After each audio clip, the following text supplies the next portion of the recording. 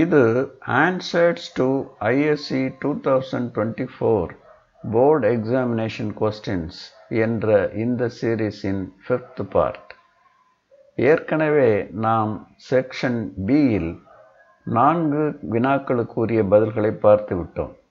இந்த வீடியோ லெசனில் மேலும் சில வினாக்களுக்கான பதில்களை பார்ப்போம். நாம் நேரடியாக இன்றைய பாடத்திற்குள் சென்று விடுவோம். What is meant by autonomous consumption expenditure? Show it on a diagram. Consumption expenditure, which is independent of income, is called autonomous consumption expenditure. Food, shelter, utilities, healthcare போன்றவைகளின் மீது செய்ய வேண்டிய செலவுகளை புறந்தள்ள முடியாது. வருமானத்தை கருத்தில் கொள்ளாமல் அந்த அத்தியாவசிய செலவுகளை மேற்கொள்ளத்தான் வேண்டும். அதனால்தான் அத்தகைய செலவுகள் ஆட்டானமஸ் என கருதப்படுகிறது. இத்தகைய செலவுகள் கடந்த கால சேமிப்புகள் அல்லது கடன் பெறுவதன் மூலமோதான் மேற்கொள்ளப்படுகின்றன. இந்த கிராஃப் கன்சம்ஷன் எக்ஸ்பெண்டிச்சரை சித்தரிக்கிறது. கன்சம்ஷன் எக்ஸ்பெண்டிச்சர் ஒய் ஆக்சிஸிலும் நேஷனல் இன்கம் எக்ஸ் ஆக்சிஸிலும் அளவிடப்படுகின்றன. சி என்ற கர்வ் கன்சம்ஷன் ஃபங்க்ஷனை காட்டுகிறது. அது ஒய் ஆக்சிஸில் ஏதோ ஓரிடத்திலிருந்து தொடங்குகிறது.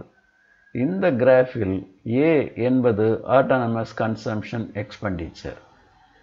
இந்த consumption curve C equal to A plus BY என்ற கன்சம்ஷன் ஃபங்க்ஷனிலிருந்து பெறப்பட்டது. இங்கு C என்பது கன்சம்ஷன் எக்ஸ்பெண்டிச்சர், A என்பது ஆட்டானமஸ் கன்சம்ஷன் எக்ஸ்பெண்டிச்சர், B என்பது marginal propensity to consume, Y என்பது income.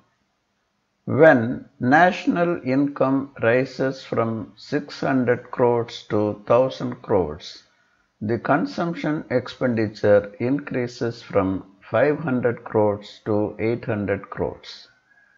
Calculate marginal propensity to consume and hence the value of investment multiplier.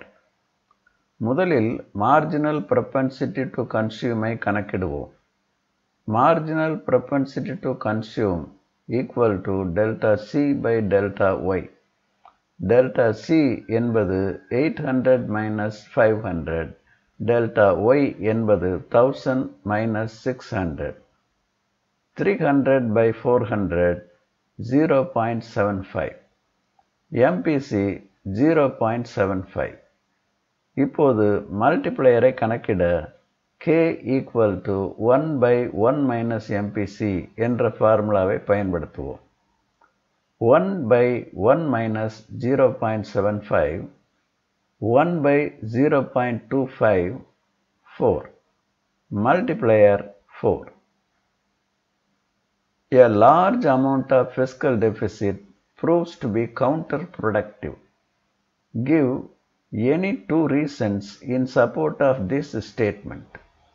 Fiscal deficit can be defined as the borrowings and liabilities of a government. ஒரு மிகப்பெரிய அளவிலான fiscal deficit நேரெதிரான விளைவுகளை ஏற்படுத்திவிடும். ஏனென்றால் 1. இது இன்ஃப்ளேஷனை தோற்றுவிக்கும். 2. இது unequal distribution of இன்கமையும் ஏற்படுத்திவிடும். இன்ஃப்ளேஷன் பாரோட் அமௌண்ட்டின் ஒரு பெரும் பகுதி ரெவென்யூ எக்ஸ்பெண்டிச்சருக்கும் அன்ப்ரொடக்டிவ் கேபிட்டல் எக்ஸ்பெண்டிச்சருக்கும் பயன்படுத்தப்படுகிற போது எக்கானமியில் மணி சப்ளை அதிகரிக்கும். அது அக்ரிகேட் டிமாண்டை அதிகரிக்கச் செய்யும். ஆனால் அக்ரிகேட் டிமாண்ட் அதிகரிப்பதை ஈடுகட்டும் வகையில் அவ்வளவு விரைவாக அவுட்புட் அதிகரிக்காது. இறுதியாக எக்கானமி இன்ஃப்ளேஷனின் பிடியில் சிக்கிவிடும். இன்ஃப்ளேஷனின் போது இன்வெஸ்டர்ஸ்களை தவிர மற்ற அனைவரும் துன்பத்திற்குள்ளாவார்கள். இன்ஃப்ளேஷன் சேவிங்ஸையும் பாதிக்கும். சேவிங்ஸ் கேபிட்டல் ஃபார்மேஷனுக்கு மிகவும் அத்தியாவசியமானது. unequal distribution of income. பொதுவாக producing class, working class ஆகியவைகளுக்கு இடையே இன்கம் டிஸ்ட்ரிபியூஷனில் ஒரு இடைவெளி இருக்கும்.